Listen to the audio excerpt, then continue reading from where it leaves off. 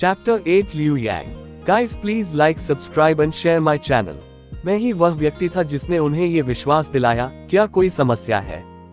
जब mu yuan और अन्य लोगों ने उसके सामने मुस्कुराते हुए लड़के को देखा तो उनके भाव थोड़े बदल गए। उनकी आंखों में जो व्यंग्य था वह थोड़ा और गरिमापूर्ण हो गया।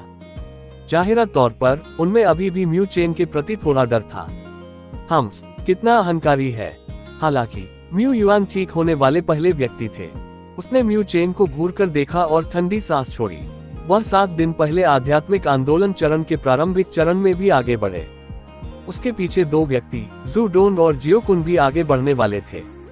जब म्यू चेन उसके खिलाफ ऐसा गठन करेगा तो वह क्या करने की हिम्मत करेगा? जू डोंग और जियो कुन ने भी तुरंत इस बिंदु पर सोचा। उनकी आंखों में उग्रता की झलक तैर गई और उनके भीतर का भय बहुत कमजोर हो गया। मैं आज उन्हें केवल एक छोटा सा सबक सिखा रहा था। उत्तरी आध्यात्मिक अकादमी में जब हम पश्चिमी शाखा बात कर रहे होते हैं तो पूर्वी शाखा की बारी नहीं होती है।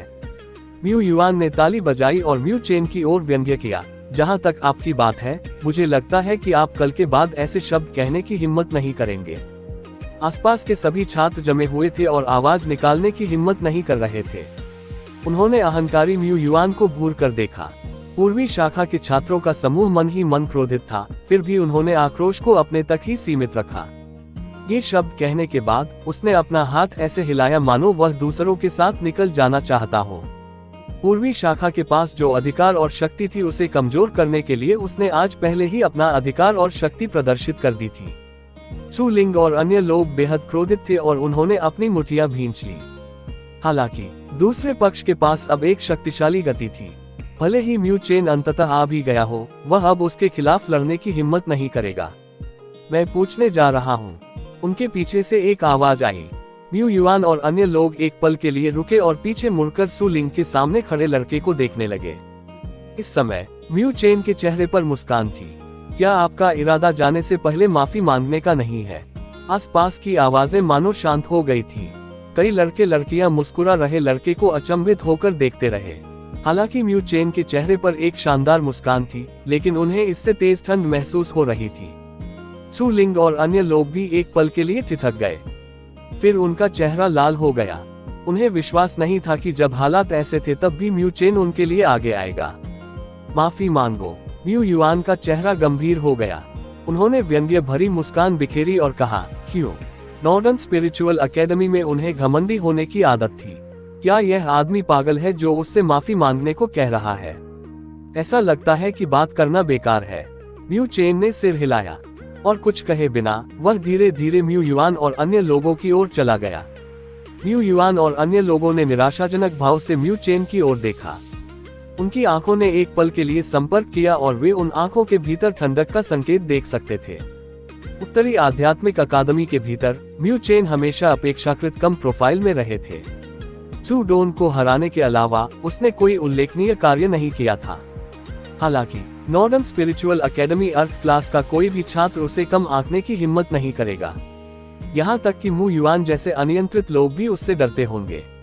एक व्यक्ति जो आध्यात्मिक मार्ग में भाग लेने के योग्य है, एक सामान्य व्यक्ति कैसे हो सकता है? इसीलिए ऐसा करो। म्यू युआन के मुंह से चीख निकली। आध्यात्मिक ऊर्जा हिंसक रूप से उसकी भुजाओं में प्रवाहित हुई। वह जमीन पर गिरा और सीधे म्यू चेन पर हमला कर दिया। उसके पीछे जू डोंग और जियो कुन ने उसका पीछा किया और उसके बगल में खड़े रहे। इन हरकतों में काफी रसायन था। आसपास से हंगामा मच गया। ये स्पष्ट था कि उन्होंने म्यू युआन और अन्य लोगों के इतने सीधे होने की कल्पना नहीं की थी। उन्होंने संयुक्त आक्रमण करने में संकोच नहीं किया। इसके अलावा वेस्ट ब्रांच अर्थ क्लास के शीर्ष 10 रैंकों में वे सभी आक्रामक व्यक्ति थे।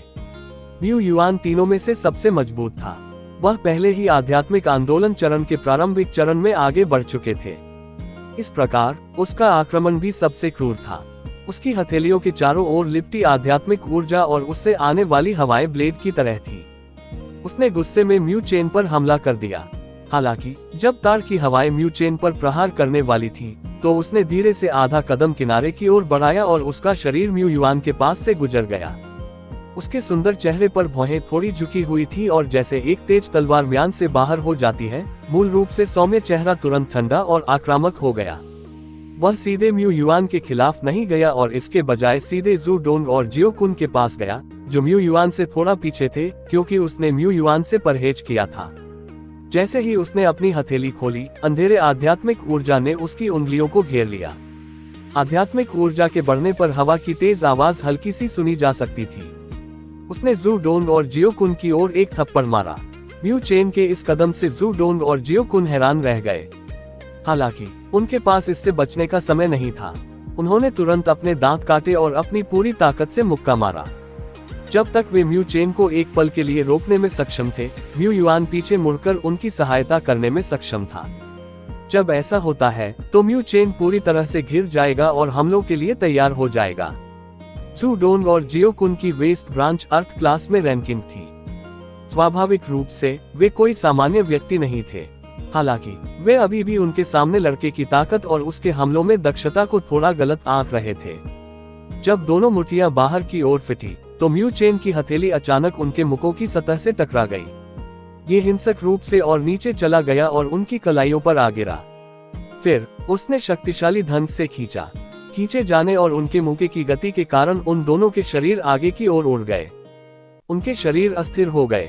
म्यू चेन की तार की हवा उनकी बाहों से होकर गुजरी और बिल से बाहर निकलते सांप की तरह बिना किसी दया के सीधे उनकी छाती पर आ गिरी। एक गहरी आवाज निकली। जू डोंग और जियो कुन का शरीर अचानक पीछे की ओर उड़ गया जब उन्होंने आश्चर्यचकित भाव से चेहरे पर मुस्कान छोड़ी। वे जोर से जमीन पर गिरे और जोर से चिल्लाने लगे। उनके सीने के सामने के कपड़े पूरी तरह नष्ट हो गए। बस एक बार मारपीट के आदान प्रदान से जू डोंग और जियो कुन आसानी से हार गए। जू डोंग और जियो कुन के चिल्लाने के बाद आसपास के छात्र अंततः ठीक हो गए।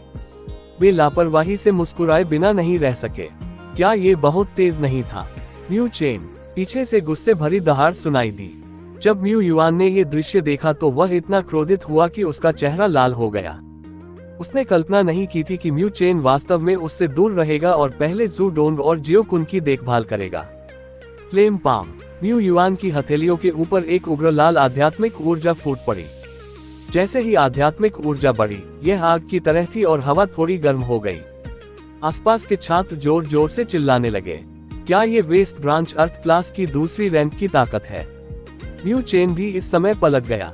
जैसे ही वह पास आया, उसने भयंकर म्यू युआन को घूर कर देखा। उसकी उंगलियां मुट्ठी में बंध गईं।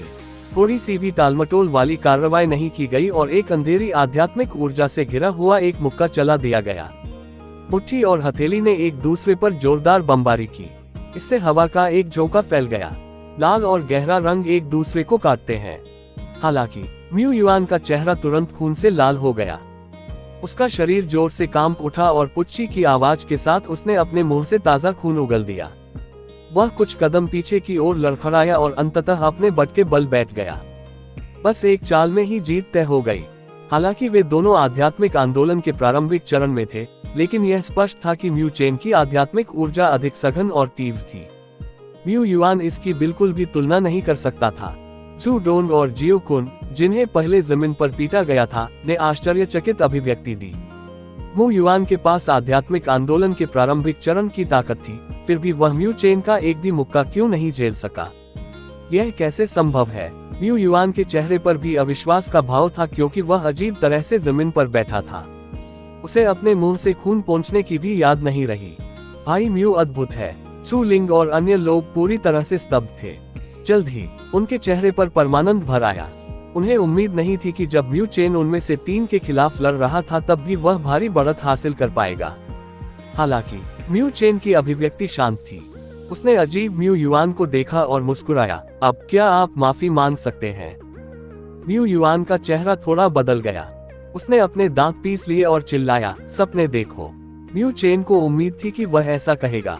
उनके चेहरे पर मुस्कान और भी शानदार हो गई। उसने अपना सिर हिलाया और म्यू युआन की ओर बढ़ गया। एक गहरी काली आध्यात्मिक ऊर्जा धीरे धीरे एक बार फिर उसकी हथेलियों पर प्रकट हुई। म्यू युआन ने म्यू चेन को घूरकर देखा जो आ रहा था। वह नहीं जानता था कि जब उसने म्यू चेन की शानदार मुस्कान को देखा तो उसे ठंडक क्यों महसूस हुई। म्यू चेन म्यू युआन के पास आया। उसकी हथेली के ऊपर की गहरी काली आध्यात्मिक ऊर्जा और अधिक सघन हो गई। हालांकि जब उसका पैर म्यू युआन के सामने रुका तो उसके बगल से हल्की ताली की आवाज आई। ओहो, जैसा कि उस व्यक्ति से अपेक्षित था जिसने पहले आध्यात्मिक मार्ग में भाग लिया था। हालांकि आपकी हरकतों से ऐसा लग रहा था जैसे आपको वेस्ट ब्रांच की बिल्कुल भी परवाह नहीं है। म्यू चेन ने अपना सिर झुका लिया। उसने भीड़ को अलग होते हुए देखा। उधर से एक आकृति मुस्कुराती हुई धीरे धीरे आगे आई। जब आसपास के छात्रों ने उसे देखा तो वे खुद को पीछे हटने से नहीं रोक सके और उनकी आंखों में डर दिखाई देने लगा। डरावनी निगाहों के बीच लड़का म्यू चेन के सामने खड़ा हो गया।